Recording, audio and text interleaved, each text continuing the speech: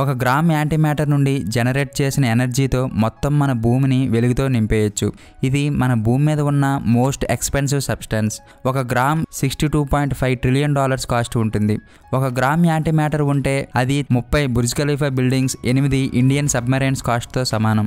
Physics ప్రకారం ఒక gram యాంటీమ్యాటర్ని మ్యాటర్తో collide చేసినప్పుడు పుట్టే ఎనర్జీ ఒక సిటీకి కావలసిన పవర్ని సప్లై చేయగలదు. నాసా అనాలిసిస్ ప్రకారం ఒక గ్రామ్ యాంటీమ్యాటర్ ఉంటే మార్స్కి కేవలం 45 డేస్లో స్పేస్ క్రాఫ్ట్ని పంపొచ్చు. జనరల్గా మార్స్కి వెళ్ళడానికి స్పేస్ క్రాఫ్ట్కి 6 నుంచి 9 నెలల టైం పడుతుంది. మన భూమి మీద ఉన్న అన్ని దేశాల జీడిపి కలిపితే $120 ట్రిలియన్. ఈ యాంటీమ్యాటర్ ఒక గ్రామ్ కాస్ట్ $62.5 ట్రిలియన్.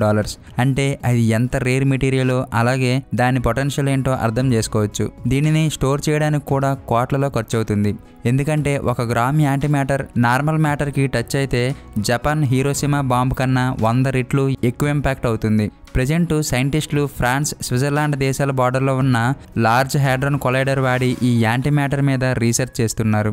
ఈ కొలైడర్ అండర్ గ్రౌండ్లో 27 కిలోమీటర్ల పొడవు ఉంటుంది. ఇందులో ప్రోటాన్స్ లాంటి పార్టికల్స్ని లైట్ స్పీడ్లో కొలైడ్ చేసి యాంటీమ్యాటర్ లాంటి రేర్ మెటీరియల్స్ మీద రీసెర్చ్ చేస్తున్నారు. ఈ కొలైడర్ తయారు చేయడానికి $10 బిలియన్ ఖర్చు పెట్టారు. ఇప్పటి వరకు సైంటిస్టులు 1 గ్రామ్ యాంటీమ్యాటర్ కూడా ప్రొడ్యూస్ చేయలేదు.